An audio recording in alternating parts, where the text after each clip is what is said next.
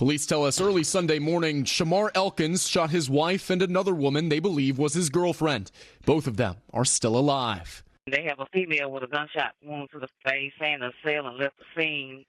Authorities say he then executed the children.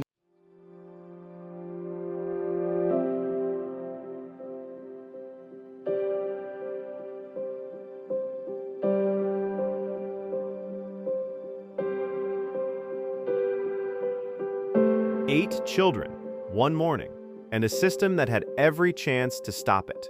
Sunday, April 19th, 2026. Most of Shreveport, Louisiana was still asleep. By 6 a.m., police were responding to not one, but two active shooting scenes simultaneously blocks apart. By the time the sun fully rose over Cedar Grove, 8 children were dead. The youngest was 5 years old.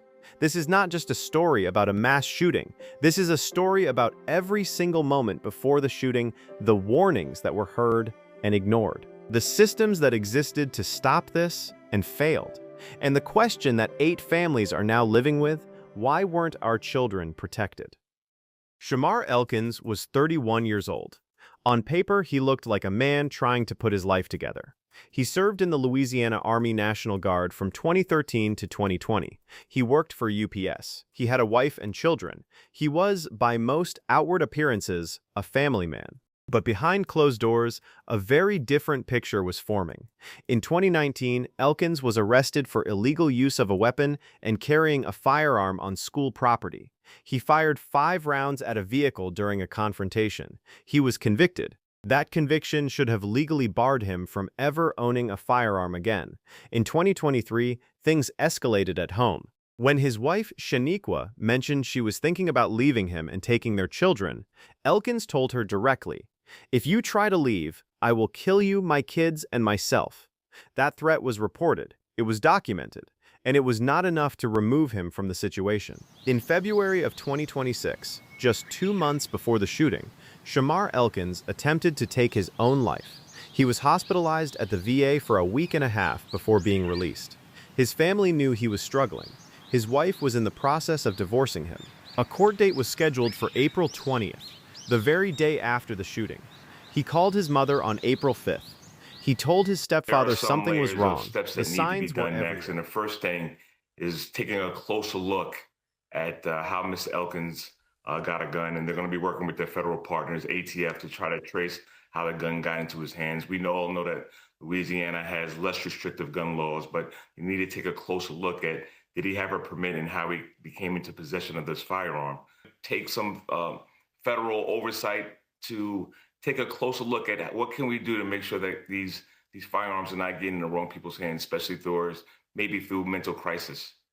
Yeah. Here is one of the most disturbing questions in this entire case. Shamar Elkins had a prior weapons conviction. He was a prohibited person under federal law. He was not supposed to be able to legally purchase or possess a firearm. So where did the rifle come from? Within days of the shooting, federal investigators had an answer. A 56-year-old Shreveport man named Charles Ford was arrested and charged with illegal possession of a firearm and making false statements to federal agents. Ford, himself a convicted felon, had the rifle. When ATF agents questioned him, he denied it. He later admitted the gun had been under the seat of his truck and that he believed Elkins had taken it. Ford now faces up to 15 years in federal prison. But the damage was already done. The morning of April 19th began before most people were awake. Elkins' first stop was Harrison Street, where his ex-girlfriend Christina Snow lived. She was the mother of 3 of his children. He knocked on her door. When she answered, he shot her in the face. Somehow, critically wounded, Christina managed to use Siri to call 911. She survived, but Elkins took her 3 children with him. He then drove to West 79th Street, where his wife Shaniqua lived with their children. The first 911 call came in just before 6 a.m. The caller was on the roof of the house. She told dispatch that someone inside had been shot. Seconds later, another call. The suspect was a family member. 9 people lived in that home. Elkins had shot everyone inside. She and some of her children had escaped through the roof and were hiding in the backyard. Police arrived at 6:01 a.m. By then, the shooting was over. 8 children were killed that morning.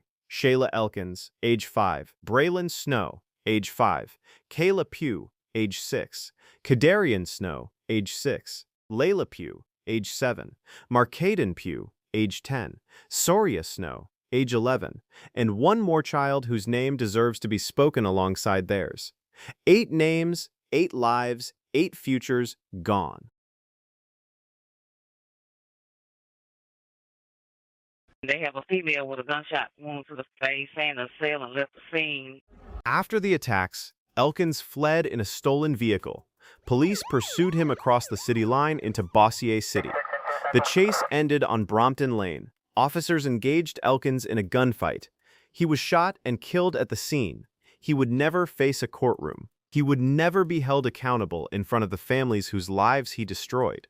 As the U.S. attorney put it, his death means the community will never see him face justice. This is where we have to stop and ask the hard questions, because this was not a tragedy that came out of nowhere.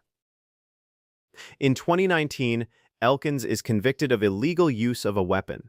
He is legally prohibited from owning firearms. In 2023, he explicitly threatens to kill his wife, his children, and himself. The threat is documented. In February 2026, he attempts suicide and is hospitalized at the VA. In April 2026, his divorce is moving forward. A court date is set for the very next day. Every single one of these points, there were opportunities for intervention. Red flag laws exist to prevent people in mental health crises from accessing weapons. We stand in difficult times. One of the things that I think is most important is that if you are experiencing abuse and violence in your home, seek the resources. Don't stay where you are. Seek the resources to escape. The biggest lesson that we have is that we must protect those who cannot protect themselves. There are resources available. Take advantage of those resources. We mourn for these children. We mourn for the women who are recovering, we hope. We pray for their recovery and healing, and we ask that the community draw together to give support to these families. Domestic violence protective orders exist to protect families from credible threats. Federal gun laws exist to keep weapons out of the hands of convicted felons. None of it was enough. Louisiana is one of the states without a red flag law, which would have allowed family members or law enforcement to petition a court to temporarily remove firearms from someone showing signs of imminent danger. The background check system cannot stop a gun that never goes through a background check. The VA treated him, released him, and there was no mechanism to ensure the people most at risk, his wife, his children, were protected when he walked out of that hospital. Shreveport is grieving, and the country should be grieving with it. 8 children woke up on the morning of April 19, 2026. They did not know it would be their last morning. Their mothers did not know. Their community did not know. But somewhere in the months and years before that morning, the people and systems that exist to protect them were given chances. Chances that were not taken. We owe it to these children to demand better, not tomorrow, not after the news cycle moves on. Now, say their names. Remember them. And then ask loudly, what are we going to do so the next family doesn't have to go through this?